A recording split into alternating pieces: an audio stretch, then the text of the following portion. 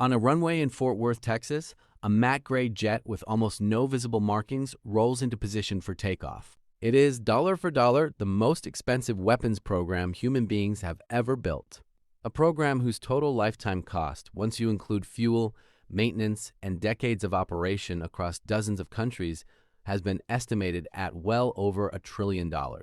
It's called the F-35 Lightning II, and it's a signature product of a single American company that now builds a large share of the fighter jets, spy satellites, missile defense systems, and even the helicopters the United States and its closest allies depend on. This one company receives more money from the Pentagon than any other business on Earth. But it didn't start as a giant, and it didn't start as one company at all. It started as two small, separate, chronically broke aviation workshops on opposite coasts of the United States, run by men who were, by most accounts, far better engineers than they were businessmen. Both of their companies went bankrupt at least once.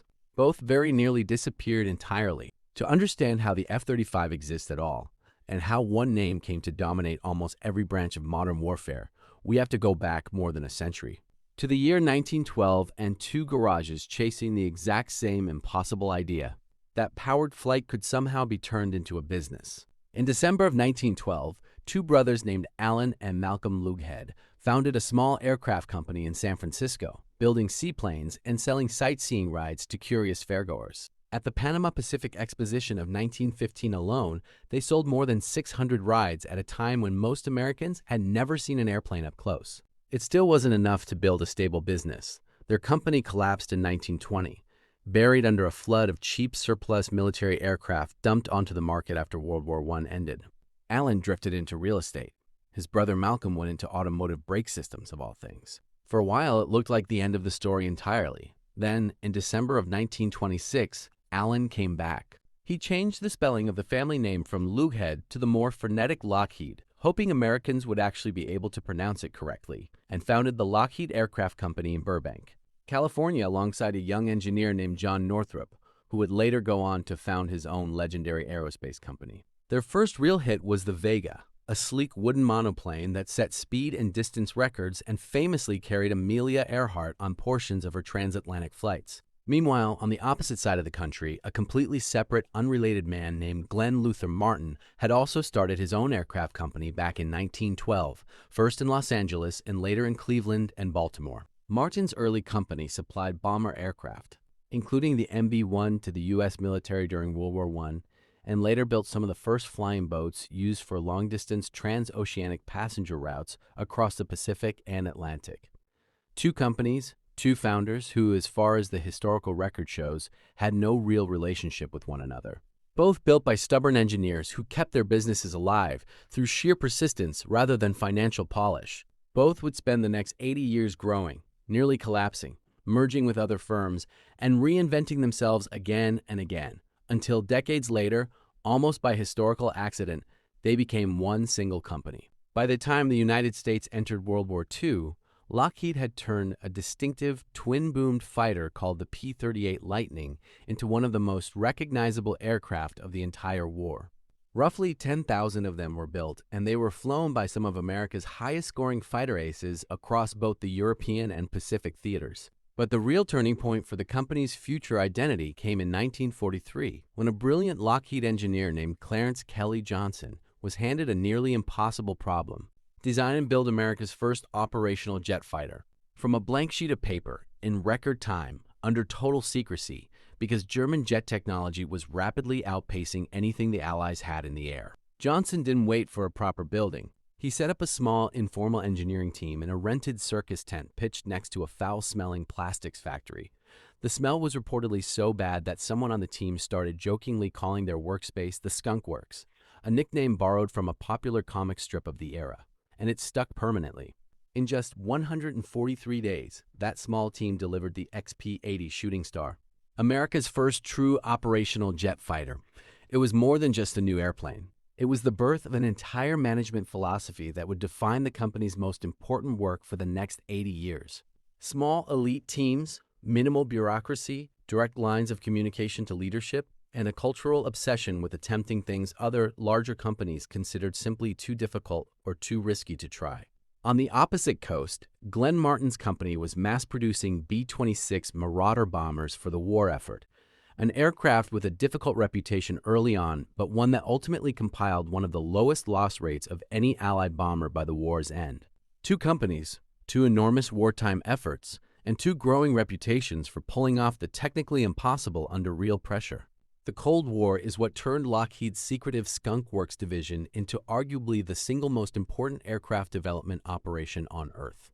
In 1955, the Skunk Works quietly delivered the U-2, a spy plane built to fly so high above 70,000 feet that it was believed to be completely untouchable by Soviet air defenses. That belief lasted until May of 1960, when one was shot down deep inside Soviet territory, triggering a major international incident and publicly embarrassing the Eisenhower administration. Lockheed's answer to that vulnerability was even more radical. The SR-71 Blackbird, unveiled in 1964, a reconnaissance aircraft capable of sustained flight at more than 3 times the speed of sound. Its standard evasive maneuver against an incoming surface-to-air missile wasn't some complex dodge. It was simply to accelerate away from it. Then, in 1977, the Skunk Works quietly flew an odd, angular, almost ugly-looking prototype, internally codenamed Have Blue, built around a genuinely radical idea: shape an aircraft's every surface specifically to scatter enemy radar waves in random directions instead of reflecting them straight back to their source. That experimental program evolved directly into the F-117 Nighthawk, which first flew in 1981 and became the world's first operational stealth aircraft, later proving itself in the opening hours of the Gulf War. While Lockheed was mastering secrecy in the sky, the other half of our story, by now renamed Martin Marietta, following a 1961 merger with the chemicals and construction conglomerate called American Marietta, was busy mastering an entirely different frontier: outer space. Its Titan rockets, developed originally as intercontinental ballistic missiles starting in 1955, became the backbone of America's early nuclear deterrent and, later, one of the most reliable heavy-lift space launch systems of the entire Cold War. Martin Marietta built the twin Viking landers that successfully touched down on Mars in 1976, sending back the first clear images ever taken from the Martian surface, and it later manufactured the enormous external fuel tank that the space shuttle relied on for every single launch. By the 1980s, these two companies, still completely independent of one another and still on paper competitors for many of the same government contracts, had quietly become responsible for an enormous share of America's most advanced military and space technology all at once. Here's a detail most people never connect to a defense contractor. Some of the very same engineering philosophy that built America's spy planes also helped seed Silicon Valley. In the 1950s and 60s, Lockheed's Missile and Space Division, developing early reconnaissance satellites in direct response to the Soviet threat, needed cutting-edge electronics and became one of the largest early customers for a small chip company called Fairchild Semiconductor. One of Fairchild's salesmen, selling chips primarily to Lockheed, was a young man named Don Valentine, who would later go on to found Sequoia Capital, one of the most influential venture capital firms in Silicon Valley history. The same management culture Kelly Johnson built at the Skunk Works: small teams, short chains of command, rapid iteration, and a tolerance for calculated risk quietly became part of the operating DNA that later generations of engineers carried into the technology industry. It's a strange thought. Without a secretive Cold War defense contractor's appetite for advanced electronics, the modern venture capital industry, and by extension a huge amount of what became Silicon Valley, might have looked entirely different. Not every chapter of this story is about engineering triumphs, and it's worth telling this part honestly because it happened during the very same years the company was building some of its most celebrated aircraft. In the mid-1970s, Lockheed became the center of one of the largest corporate bribery scandals in American corporate history. Senate investigators digging through company records found that senior Lockheed officials had authorized more than $22 million in secret payments to foreign officials and private intermediaries over roughly 2 decades, largely to win contracts for aircraft like the F-104 Starfighter fighter jet and the L-111 TriStar passenger airliner. The payments reached the highest levels of government in multiple allied nations. In West Germany, allegations surfaced that the country's own defense minister had received millions of dollars connected to a major starfighter purchase. In Japan, the scandal directly implicated Prime Minister Kakue Tanaka, who was later formally convicted of accepting more than $1 million tied to a Lockheed aircraft deal for the national airline. In the Netherlands, a member of the royal family was publicly implicated as well. Lockheed's own president at the time, testifying before Congress, defended these payments as simply standard, if uncomfortable, practice in an intensely competitive international export market. His argument, in essence, was that every major competitor was doing something similar, and refusing to pay would have simply handed the business to a rival willing to do exactly the same thing. Congress, regulators, and the American public largely saw it very differently, and the fallout was severe. Company leadership resigned in disgrace, and because Lockheed was already financially fragile from unrelated cost overruns on other programs, the United States government actually had to step in and guarantee the company's loans, just to keep it from collapsing entirely. The scandal was directly responsible for a brand new federal law, the Foreign Corrupt Practices Act of 1977, which still governs how every American company is legally allowed to do business overseas today. It's worth sitting with that contradiction for just a moment. The very same company perfecting stealth radar technology and successfully landing robotic probes on Mars was, in those exact same years, quietly bribing foreign officials just to stay financially afloat. Both of those things are part of this company's real documented history, not just one or the other. By the early 1990s, the Cold War had ended, the Soviet Union no longer existed, and Washington simply no longer needed a dozen separate companies competing to build the same fighter jets and missile systems.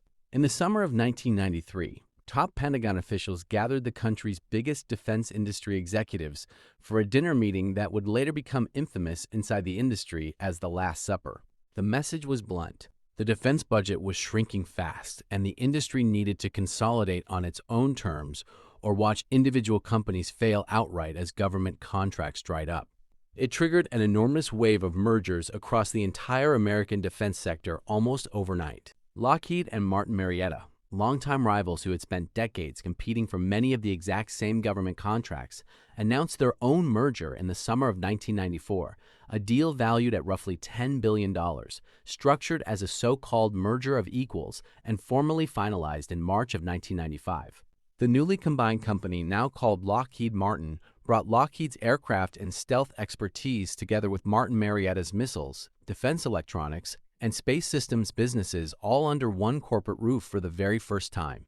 Just a year later, the company grew again, acquiring most of Loral Corporation's defense electronics business for roughly another $9 billion.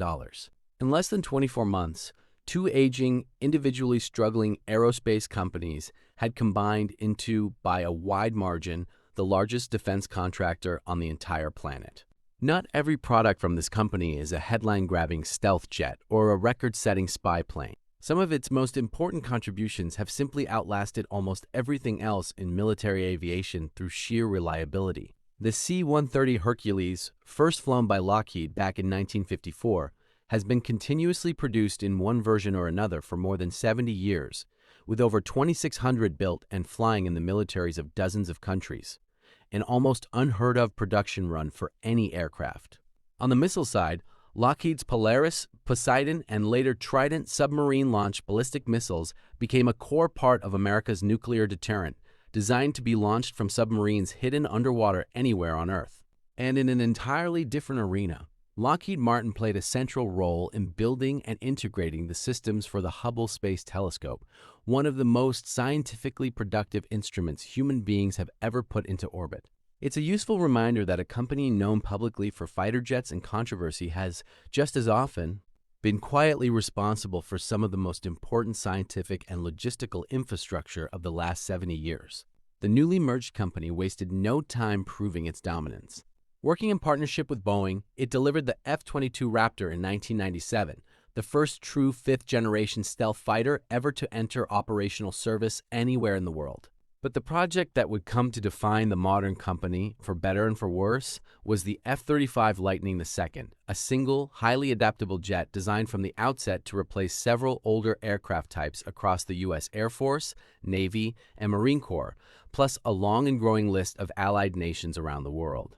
It became, by nearly every available measure, the single most expensive weapons program in human history, with total lifetime program costs estimated at well over $1 trillion, once you include decades of fuel, spare parts, and maintenance across every operator. The program was plagued for years by serious technical setbacks, software integration problems, and cost overruns so severe that in 2007, Lockheed Martin was formally ordered to repay the U.S. government $265 million for improper overbilling. And by 2012, a senior Pentagon program official publicly described his working relationship with the company as the single worst he had encountered anywhere in his entire acquisition career. Under mounting political pressure, Lockheed eventually agreed to absorb a larger share of the financial risk on future production lots just to keep the program moving forward. Today, more than 18 countries either fly or have formally ordered the F-35, and it remains the backbone of Western air power for at least the next several decades. Whether that ultimately represents extraordinary engineering achievement, a badly broken defense procurement system, or, honestly, some uncomfortable mix of both, remains a genuine and ongoing debate among defense analysts and government auditors alike. In 2015, the company added yet another major chapter to its portfolio, acquiring helicopter manufacturer Sikorsky for roughly $9 billion, adding iconic aircraft like the Black Hawk to an already sprawling product line that now touched air, land, sea, and space all at once. Today, Lockheed Martin generates more than $70 billion a year in total revenue, employs roughly 115,000 people across dozens of American states and multiple allied countries, and draws more than 80% of its overall business directly from the U.S. government. It's also, quietly, one of the most politically influential companies in the entire country, having spent several $100 million on federal lobbying efforts over the past 2 decades alone, while employing dozens of former senior Pentagon officials in its own leadership and government relations ranks. Its weapons have shaped the outcome of conflicts stretching from Vietnam and the Gulf War all the way to Ukraine and the Middle East today. And its arms sales to allied nations remain a genuine ongoing point of public debate. Supporters of the company argue that it underwrites exactly the kind of technological and military edge that keeps the United States and its closest allies secure in an increasingly unstable world. Critics argue that same technological edge has too often fueled conflicts with devastating civilian costs, pointing to lawsuits and human rights concerns tied to specific arms sales to certain governments.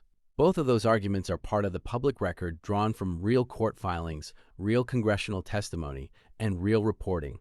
And reasonable, well-informed people land in very different places on this question.